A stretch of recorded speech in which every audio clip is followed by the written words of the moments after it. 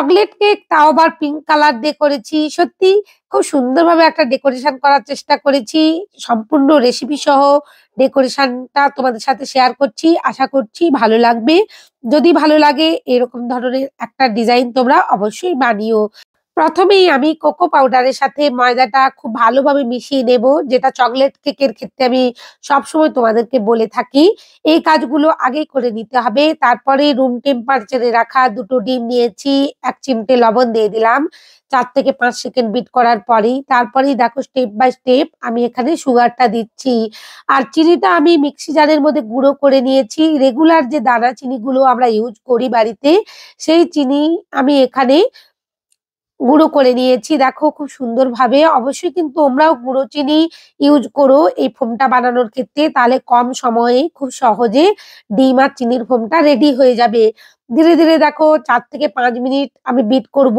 Electric বিটারের কাঁটা high স্পিডে রেখে খুব ভালোভাবে একটা ফোম রেডি হয়ে যাবে। এখানে আমি এই পর্যায়ে এসে তেল আর এসেন্স দিয়ে দিলাম। এই এসেন্সটা চকলেট আর ভ্যানিলা ২ রকমের দিয়েছি। আর তোমরা যেকোনো ১ রকমের এসেন্স ইউজ করতে পারো। এরপর দেখো আমি একটা স্ট্রেনারের মধ্যে সমস্ত ময়দাটা দিয়ে দিলাম। কিন্তু ২ থেকে ৩ ধাপে আমি মিশিয়ে নেব। কখনোই একসাথে সমস্ত কোকো পাউডার মেশানো ময়দাটা দিতে যেও না, তাহলে কিন্তু ফোমটা বসে যাবে। ধীরে, ধীরে দেখো একই ডিরেকশনে একটা হ্যান্ড উইক্স দিয়ে আমি ঘুরিয়ে নিচ্ছি, মাখিয়ে নিচ্ছি। আর ভালো করে দেখো আমি স্ট্রেনারের সাহায্যে ৩ টে ধাপে চেলে নিলাম ময়দা আর কোকো পাউডারটা। যতবার বেকিং এর ক্ষেত্রে ময়দা আর কোকো পাউডার চেলে নেবে ভালো করে স্ট্রেনারের সাহায্যে, তাহলে ফোমটা আরো ভালো রেডি হবে। ময়দার মধ্যে এয়ার ক্রিয়েট করবে, খুব ভালো একটা স্পঞ্জ রেডি হবে। দেখো এখানে আমি স্প্যাচুলা দিয়েও দেখিয়ে দিয়েছি। খুব সুন্দরভাবে মিশে গেছে আমার ফোমের সাথে ময়দা, কোকো পাউডার। আর আগে থেকে অবশ্যই একটা বেকিং টিন রেডি করে রেখেছিলাম বাটার পেপার তেল দিয়ে। তার মধ্যে সমস্ত ব্যাটারটা আমি ঢেলে দিয়েছি। আর ১৫০ ডিগ্রি সেন্টিগ্রেডে প্রিহিট করা ওভেনে ৩০ মিনিটের জন্য বেক করে নিয়ে এসেছি। তোমাদের সাথে লেয়ার কাট করেও দেখিয়ে দিচ্ছি।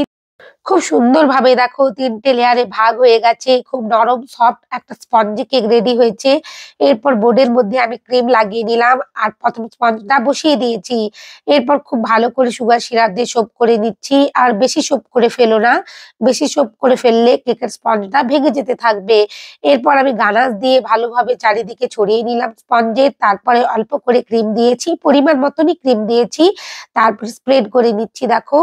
এরপর আমি আবারও গানাশ দেব। গানাশ দিয়ে ভালো করে স্প্রেড করে নেব। এক জায়গায় গানাশটা রাখলে হবে না। ভালো করে কিন্তু লেয়ারের চারিদিকে স্প্রেড করে নিতে হবে। এরপর আমি ভালো করে ভরে, ভরে চকো চিপস দিয়ে দেব। তোমরা যারা আমার ভিডিও দেখে থাকো প্রত্যেকদিন, তারা এই অংশটা স্কিপ করেই যেতে পারো। কিন্তু আমি এই অংশটা রেখেছি তাদের জন্য যারা নতুন আমার এই ভিডিওটা দেখছো আর তোমাদের কাছে আমার ভিডিওটা পৌঁছে গেছে। তোমরা কেক বানাতে চাও কিন্তু কিভাবে লেয়ারিং করবে, কিভাবে স্পঞ্জ রেডি করবে, কিভাবে ডেকোরেশনে নোজেলের ইউজ করবে, সমস্ত কিছুটাই আমি ওইজন্য স্টেপ বাই স্টেপ রেখেছি। দেখো এখানে আমি ২য় লেয়ারটাও খুব ভালো করে রেডি করে নিয়েছি। আশা করছি তোমাদের উপকারে লাগবে। যদি উপকারে আসে, নতুন বন্ধু হয়ে থাকলে প্লিজ চ্যানেলটা সাবস্ক্রাইব করে দিও। আর পাশে থাকা বেল আইকনটি ক্লিক করতে ভুলো না, যাতে সমস্ত ভিডিওর নোটিফিকেশন তোমাদের কাছে পৌঁছে যায়। লাইক, শেয়ার, কমেন্ট অবশ্যই করো। তোমাদের লাইক, শেয়ার, কমেন্ট আমাকে নতুন, নতুন কাজ করতে উৎসাহিত করে। সেই বাটি দিয়ে পুতুল প্র্যাঙ্ক কেকটার সাথে এই কেকটা নেওয়া হয়েছিল। আর তাদের কাজিনদের যে রিইউনিয়ন ছিল সেখানেই এই কেকটাই আমাকে বাঁচিয়ে দিয়েছিল। কারণ ওনারা কাটার পরেই কাটতে গিয়ে যে বোন কাটছিল রেগে গিয়েছিল ভীষণভাবেই। তারপরে এই কেকটা তার কাছে যখন প্রেজেন্ট করা হয় সে খুবই আনন্দিত হয়েছিল। আর খেতেও অসাধারণ হয়েছিল। আর ওদের ডেকোরেশনটাও খুব পছন্দ হয়েছিল। ওদের যেহেতু কাজিনদের রিইউনিয়ন ছিল তাই আমি একটু পিঙ্ক কালারই রেখেছি, যাতে দেখতে ভালো লাগে কেকটা। আর আমি সাধারণত চকলেট কেক এভাবে কাস্টমাইজ না হলে পিঙ্ক কালার দিয়ে করি না বা অন্য কোনো কালার দিয়ে করি না। আজকে আমার হঠাৎ মনেই হলো কাস্টমার কোনো রকমের ডেকোরেশন বা ডিজাইনের কোনো রকমের কোনো বলেইনি। আমি নিজে থেকেই এই ডিজাইনটা করেছি। আশা করছি তোমরাও এরকম ধরনের ডিজাইন বাড়িতে একবার বানাবে। দেখো ধীরে, ধীরে আমি খুব ভালো করে এখানে ফিনিশিংটা করে নিচ্ছি। ক্রাম কোটিং করে অবশ্যই কিন্তু ফ্রিজের মধ্যে ১৫ মিনিট আমি রেখে দিয়েছিলাম। তোমাদের যাদের কাছে হাতে সময় থাকবে তোমরা অন্তত 30 মিনিটের জন্য রেখে দেবে। তারপরেই কিন্তু এভাবে ফিনিশিংটা করার চেষ্টা করবে। তাহলে পারফেক্ট ভাবে একটা কেক ফিনিশিং আনতে পারবে। দেখো উপরের অংশ থেকে আমি এক্সট্রা ক্রিম গুলো তুলে নিচ্ছি। খুব ভালো করে এবার আমি বোর্ডটাও ক্লিন করে নেব। এই কাজগুলো খুবই ধীরে ধীরে করতে হবে। এরপর দেখো একটা স্পুনের সাহায্যে কত সুন্দরভাবে আলতো করে ধরে নিয়ে একটা ইফেক্ট দিচ্ছি। এই ধরনের ডেকোরেশন গুলো এখন খুবই ট্রেন্ডিং এ চলছে। এরপর উপর থেকে আমি একটু চকলেট গানাশ দিয়ে দিলাম। আর ভালো করে একটা প্যারেল নাইফ দিয়ে চারিদিকে স্প্রেড করে নেব। যেন একটা ড্রিপিং এর মতন হয়ে যায় সেটাই আমি করার চেষ্টা করছি।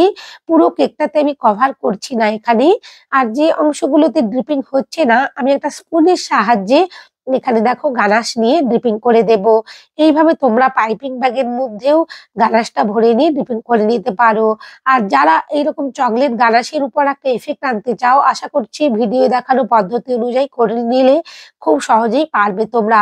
দেখো এরপর আমি এখানে ইনওয়ান নোজেল এর সাহায্যে কয়েকটা রোজেট করে নিচ্ছি খুবই আলতো হাতে। আর এখানে পিঙ্ক কালার আমি 4 থেকে 5 ড্রপ মিশিয়েছি। খুব সুন্দর একটা দেখো কালার এসে গেছে। আমি ধীরে ধীরে সমস্ত রোজেট গুলো করে নিয়েছি। এরপর 46 নোজেল দিয়ে ধীরে ধীরে আমি কয়েকটাও ফুল করে নিচ্ছি। এই ধরনের ডিজাইন গুলো খুব সুন্দর দেখতে হয়। কাস্টমার যেহেতু কোনো রকমের আমাকে ডিজাইন দেননি, কেবলমাত্র বলেছিলেন যে আমি যেন কেকের উপরে রিইউনিয়ন অফ কাজিন এটা লিখে দেই। তো সেইরকম ভাবেই আমি লিখে দিয়েছি ফন্ডেন্ট এর উপর। আর উপর থেকে কয়েকটা স্প্রিংকেল আমি ছড়িয়ে দিচ্ছি। এখানে দেখো গোল্ডেন কালারের আর হোয়াইট স্প্রিংকেল ছড়িয়ে দিলাম যাতে কেকটা আরো হাইলাইট করে দেখতে। এরপর নিচের অংশ থেকেও আমি কয়েকটা স্প্রিংকেল দিয়ে দেব হোয়াইট কালারের আর গোল্ডেন কালারের, যাতে কেকটা আরো দেখতে ভালো হয়। কোনো রকমের কাস্টমাইজ কেক না হলে তোমরা কিন্তু এই ডিজাইন গুলো অবশ্যই ট্রাই করতে পারো। এরপর দেখো আমি একটা মাল্টি কালারের বাটারফ্লাইও বসিয়ে দেব যাতে কেকটা আরো সুন্দর দেখতে লাগে। কেকটা কাস্টমারের খুবই পছন্দ হয়েছিল। সবাই খুব ভালো থেকো। অনেক ধন্যবাদ আমার ভিডিও দেখার জন্য।